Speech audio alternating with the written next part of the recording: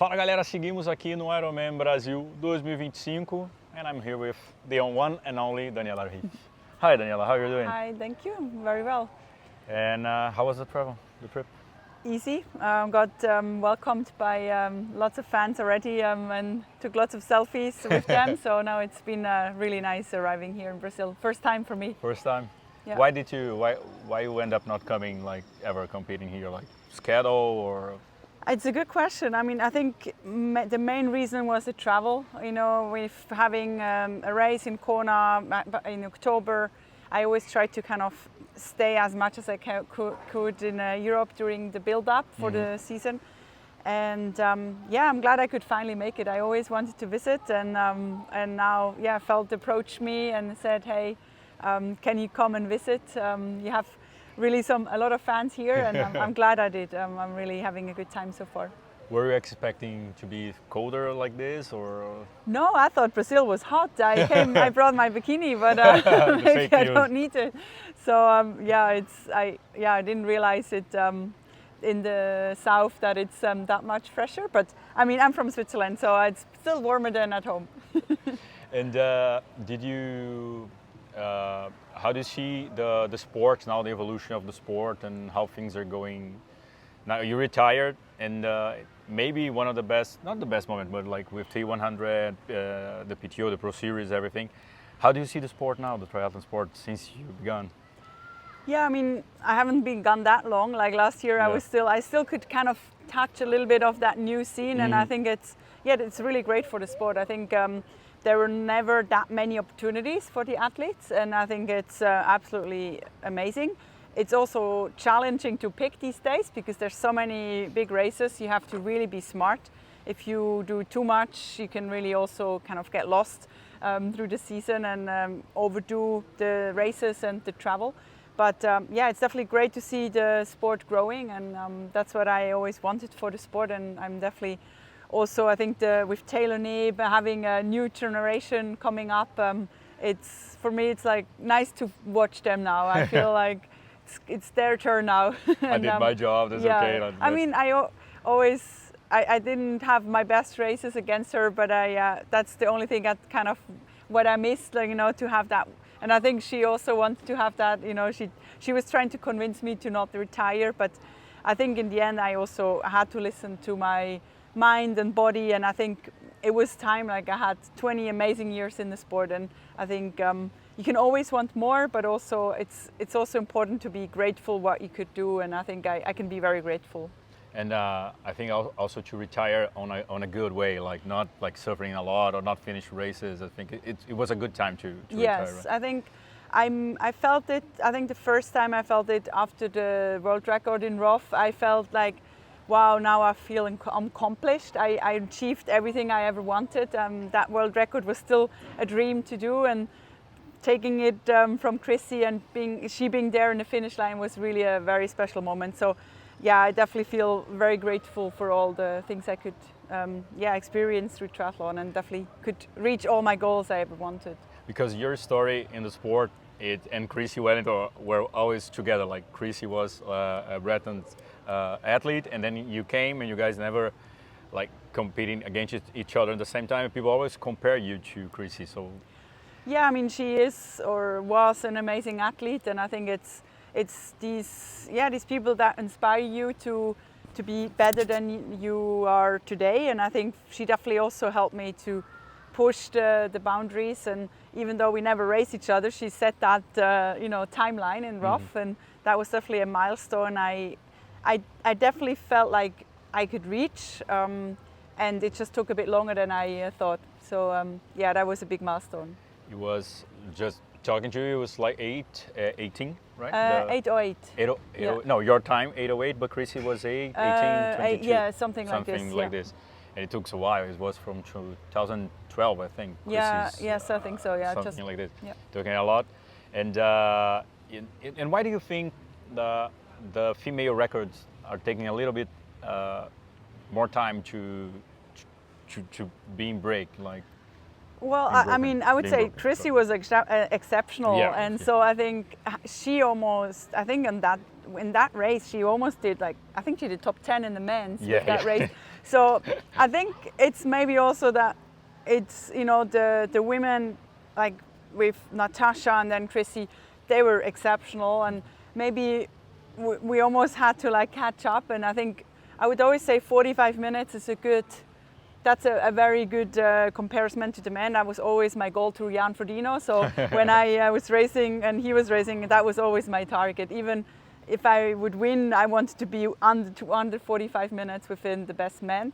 And so, definitely think that the women's sport over the last, 15 years, it's great to see how it evolved, and the field is getting stronger. Mm-hmm. And I think now with Taylor Knibb, and she really is in bringing another level in. And I think once she's on her top for the long distance, we're gonna see 8 hours be broken. Yeah. I think. Yeah, it's always on my mind when is gonna be broken, and then you see in Hog with 43 years old, 42 I think, doing it 8:02 I think. Yes.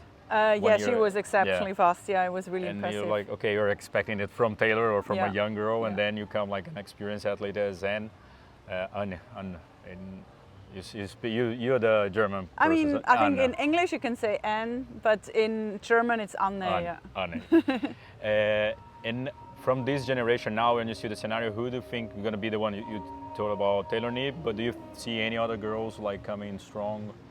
There's some of them. There's a young Norwegian. I think she's going to have the first Ironman in Hamburg this weekend. Oh. So she had a really good race in Venice, the 7.3 she won, and Okay. I think we will see. Also it's impressive how Laura still performs. So she seems to still get better, and in the end, I think it's not only the age that defines. It's also, are you in a good spot? Are you having a good team? Do you have the right material? And also the right mindset, and that has to be all in a good round circle, and only then you can perform your best. Were you happy with the Kona unification again? Did you like the Kona? Yeah, I think yes, I definitely did. I think it's great to bring the community back together. It's a good decision from Ironman, because I find it's, of course, you can decide or you can say, well, women need their own race. That's obviously not possible in Kona, but I think it's good to have. It's important to have the women and men separate enough that we don't interfere with each other. But as a community, I think it's nice to bring everyone together. It's just, it makes the event more whole. It makes the event, you share these experiences with your training partners, and you go to a race together. Or also for couples, there's so many age group athletes, they train together, or they're racing, they have this goal with their wife, or maybe even a male athlete with their mom. And so to be able to do that again and unite everyone and also cheer each other on the race course I think that makes triathlon special. As a media, we had a problem as well, because we didn't have enough budget to travel from Brazil. Yes. We have the other way around, so it was too expensive to be at both Yeah. places. So we have to choose, which is not good, because the events lose the audience. So it's not good. Yeah, and also I think the origin of triathlon is from Kona, and I think it's these historical moments that happened in Kona that we want to also keep seeing, and we want to see that every year. And I think the race there just brings something out of the athletes, or breaks the athletes in a way that it's just unique to watch. And I think to conquer the race, it's very challenging. I also broke twice, or maybe 2.5 times. And still managed to have some of my best races there. So it's where this challenge is, where you never really know if you're going to be able to bring it out there. It's a lot of elements play a role. Are you going to go there this year? Yes, I will be there. Yeah, I will do some commenting for Ironman. So I started. You just did. I did. Yeah, it was really fun. I really enjoyed it. I'm a bit sad. We were talking for Hamburg, but then it was just getting too much, and also I could not be here now. So I still have to somehow manage my time as well. But it's it was really fun to commentate.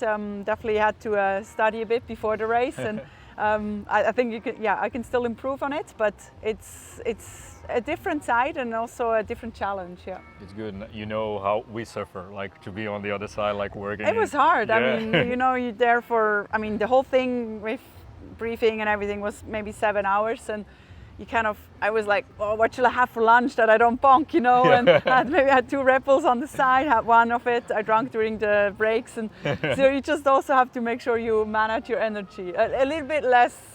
In volume, of course, you don't need as much carbs than when you race, but you still need a bit of energy. And how is it? How are you feeling being on the other side? Like no FOMO at all? No, it's nice. I mean, there's some moments when you see someone, crossing a finish line, that feeling is so amazing, and you're like, yeah, it's nice to have that. But then you always have to also put it in perspective and think like, okay, what does it need? And I think to be focused for 10 months of the year is something I've done for many, many years, and it really filled also my, how do you say, like I really enjoyed that process to really focus on one thing and get really out of yourself. But it also takes a lot from you. You have to say no to a lot of things. You have to really be strict on, diet, but also sleep and social time. And so I think it was just the right time that I still loved the sport, and then now I can still keep loving the sport from the other side. And I still enjoy training. I still train every day, but I mean, I wouldn't call it training anymore. It's just I go outside to the nature, go for an hour run, and it's nice to do it in that way too. I feel less stress. I feel less pressure. Okay. And so when I go out and run, it's just to enjoy it, and that's makes me happy. So I think exercise definitely is a huge part of me, and I definitely need it also for my mind. I go a little bit crazy if I don't do anything. I imagine. And as I saw the moment that you say you're going to retire, like you raced Kona, and then like you were. Your social media changed. I saw you a little bit more relieved, maybe the pressure, or now I have time to myself, or to do other things like not do anything at all, or just go for a quick run, but have some drinks, travel without the bike, without everything, and without schedule. Yeah. I saw it like you changed it. It was nice to see that. Okay, like I had a goal, I achieved it. Now the next chapter, let's go to the next chapter. It seemed like this for us as well. Yeah, I mean, I always had that side in me, and I would probably do 3 weeks in the year of that life, just enjoy life. I mean, I also enjoyed life with training, but it's different. Yeah. But it's, having these breaks were always important to me to have, I still have my best friends from school. They don't know they're not involved in triathlon, and for me it's always been important to also have that balance outside. And I think it's sometimes triathlon is a little bit of a bubble, and we think it's like the biggest thing in the world, and it is, but then there's also something else. And I think sometimes it's good to get that perspective, and my friends help me to also not lose that. And so that's I think after I retired I just wanted to also take it in a bit, and definitely traveled a lot and enjoyed that. And then eventually I came to the point, it's like, okay, now I want to have a goal again. And I think it's still in me that I need to have some kind of goals. And now I think with having all these projects, I can put my effort into another goal, which is really nice. And how is it now being like a businesswoman, like traveling as an ambassador of Felt, and having to do negotiation? How is it to be on the other side now? Yeah, it's nice. I like it a lot. I always like that aspect on, marketing, and it's at the moment I'm not really. Before you have to kind of sell the athlete and you market yourself, or now it's more how can I help the companies grow, and I really love being involved with it. And I think also the role that we felt where I have in Switzerland now, helping to develop the dealer system or dealer base is a really great challenge. And it's sometimes in my head a lot. Like I feel like, oh wow, my head is going to explode after 8 hours of thinking. It's sometimes intense, but I think everything new is always, it takes time to get used to it, and I really enjoy doing it. And I think it's nice the biggest luxury is being able to choose what you want to do. And I can do different things, so that makes it really interesting. And you're still involved with sports, so it's also good. Yeah, a good side. that was important to me, that I want to stay involved, and I think also working with Ironman has been really great, and being also again in Kona is I want to kind of stay close to the triathlon world, and like this I can do both. I can I mean, at home I feel sometimes quite far away from it, because I'm having my new little bubble at home, but still coming to the races and meeting fans and sponsors and the community, I think is really nice, and also kind of brings back nice memories. And now that you're on the other side, that you see that as an athlete, that because we always have problems, the athletes don't want to do sponsor things because they want to rest, train, and eat and rest. Now do you see, I should have done this more, or now I understand why is it so important? No, I mean, I knew exactly what I needed to do before the race, and that meant like really focus. And I think it's easy to do too much before the race, and it's not just having walking around or not putting up your legs. It's also your mind. And for me, I always needed to go in that mode of, okay, on Sunday it's going to be life or death, and I had to like be in that mode where I just needed to be ready to give everything I had. And for that, you almost like I had to be a little bit in my hotel room, just waiting for it. Like, I think if I would have just played everywhere, I could not have had that strength mentally. And so it was definitely, I mean, it's for me now a nice opportunity to give back. And I felt often a bit sad or also sorry that I couldn't do more, but I also knew, I always also had to remember myself, like, why am I here? My goal is to win, and so I need to do everything possible to achieve that goal. And also for the sponsors, I think they always understood, like they didn't force me to do things in race week, because they knew I will perform, and if we had to do things, we would plan it ahead. And then so I think it's also how you manage it, and you can get interviews done earlier, and you don't have to do it in race week. And sometimes you have to say no, but I think now I feel a bit more relaxed. And When people say like you're the queen of triathlon, how do you feel about it? Like the queen is coming. How do you see this? This title?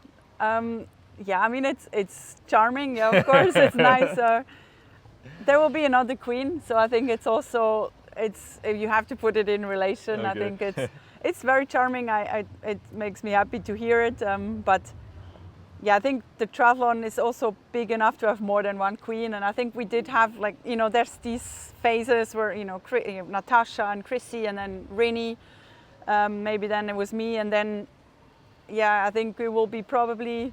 I won't say a name because it's too early to name. But I think I definitely think it's these phases, and as long as it lasts, I enjoy it, and then when the new queen comes, I go and put the crown on her. Okay.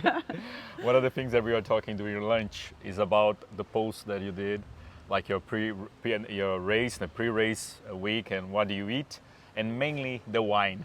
Explain to the Brazilians, why did you put the wine there? Is it true?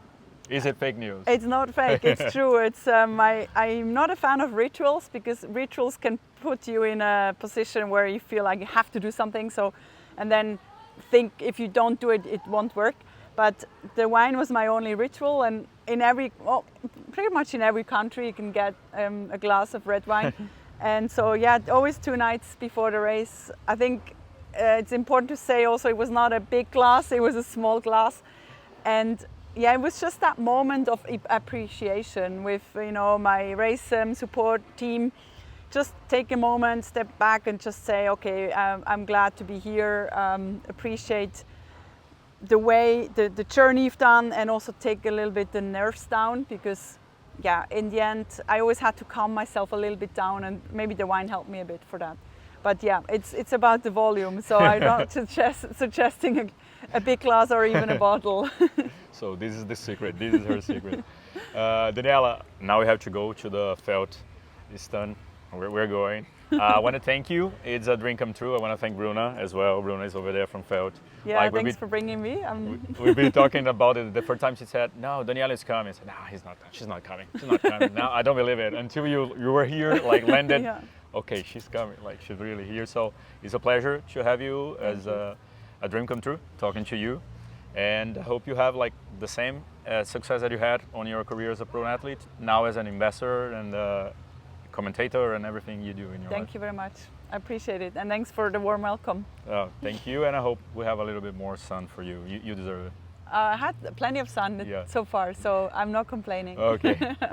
É isso, galera. Ficamos aqui com Daniela Ryf e seguimos no nosso conteúdo do Ironman Brasil 2025. Valeu!